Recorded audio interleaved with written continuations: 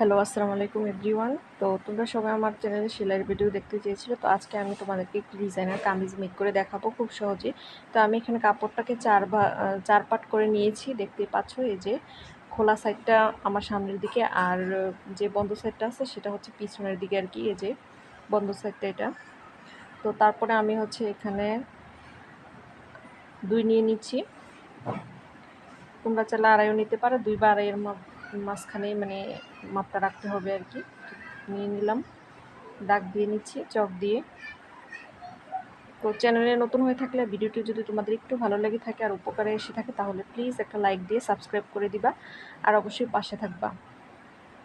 তারপরে আমি এখানে 4 নিয়ে নিচ্ছি। 4 নেওয়ার পরে হচ্ছে আমি এভাবে সোজা ধরে এখানে হচ্ছে 8 নিয়ে নিব আর কি। যে গলার মাপটা সেটা আর কি, সরি মানে হাতার যে মাপটা এটা।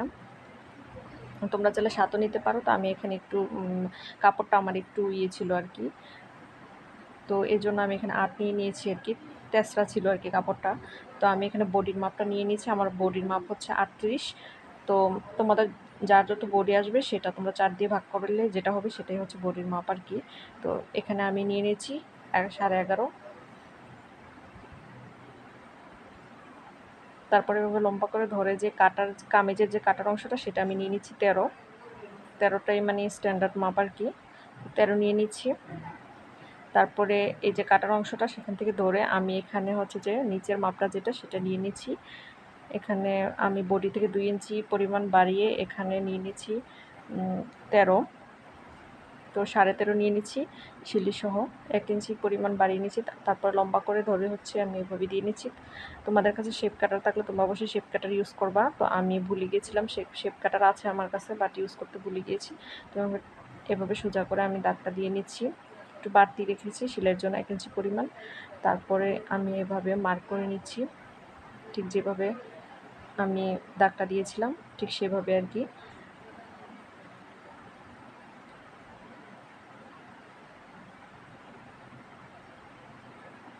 তো সম্পূর্ণ ভিডিও দেখবা, দেখলে তোমরা অবশ্যই ক্লিয়ার হয়ে যাবা কীভাবে কী করতে হবে আর কি। তো এটা একটা সিঙ্গেল কুর্তি হবে আর কি, জিন্সের সাথে পরার জন্য। আমি আরও কিছু ডিজাইন এখানে অ্যাড করব, আমি তোমাদের পরে ভিডিওতে অবশ্যই এটা দেখানোর চেষ্টা করবো আর কি। আর এবার আমি লম্বার মাপটা নিয়ে নিচ্ছি। লম্বার মাপটা আমি এখানে নিয়ে নিব হচ্ছে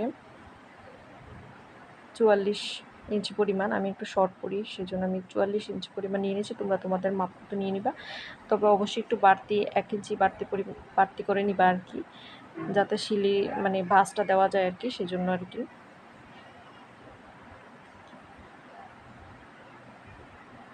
তারপরে আমি হচ্ছে এখানে কাটা শুরু করব। তো আমি এখানে যে গোল রাউন্ডটা সেটা দিইনি, কারণ আমি না দিলেও কোনো সমস্যা নেই। এখানে আমি কাটতে পারবো আর কি। তোমরা অবশ্যই এখানে রাউন্ড শেপটা দিয়ে নিবা। তো আমি এখানে রাউন্ড শেপটা আর দিলাম না। তো আমি এখানে ডিরেক্ট কেটে নিচ্ছি আর কি। ঠিক যেভাবে আমি কাট করেছিলাম ঠিক সেভাবে আমি এখানে কেটে নিব আর কি।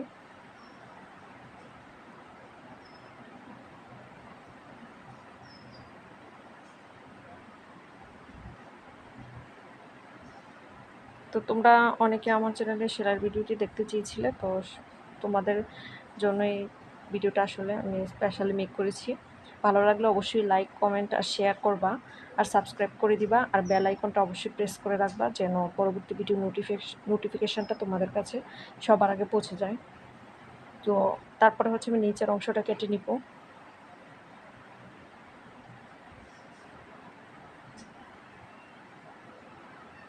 আমি প্রথমবার আমার চ্যানেলে সেলাইয়ের ভিডিও আপলোড করতেছি তোমাদের রিকোয়েস্টের কারণে। তো তোমরা কিন্তু অবশ্যই আমাকে সাপোর্ট করবা। তারপর আমি এখানে মার্ক করে নিচ্ছি, কারণ এই জায়গাটা আবার দেখা যায় সেলাই সময় ভুলে যেতে পারি। তো সেই জন্য আমি মার্ক করে নিলাম, কারণ এই জায়গা থেকে আমি এটা করবো আর কি, মানে কামিজের যে ফাড়াটা হয় সেটা দিব আর কি।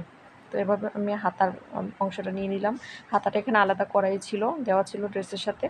তো এবারে আমি হাতাটা নিয়ে 4 পার্ট নিয়ে নিয়েছি ড্রেসের মতো। তারপরে হচ্ছে আমি এখানে লম্বার মাপটা নিয়ে নিলাম 18 ইঞ্চি পরিমাণ। 3/4 হাতা হবে, সেজন্য তোমরা তোমাদের মাপ অনুযায়ী অবশ্যই নিয়ে নিবা।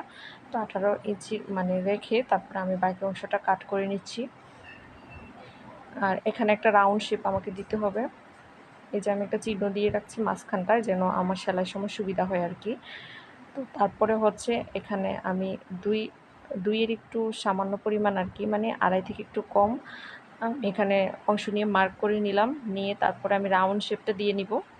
এই যে একটু রাউন্ড হবে আর কি, খুব বেশি রাউন্ড হবে না, একটু রাউন্ড হবে, যে এভাবে রাউন্ড করে দিতে হবে। তারপরে হচ্ছে যে আমি আমি এখানে যে হাতার যে অংশটা, মানে কতটুকু নিচের হাতার যে নিচের অংশটা, সেটার মাপটা নিচ্ছি।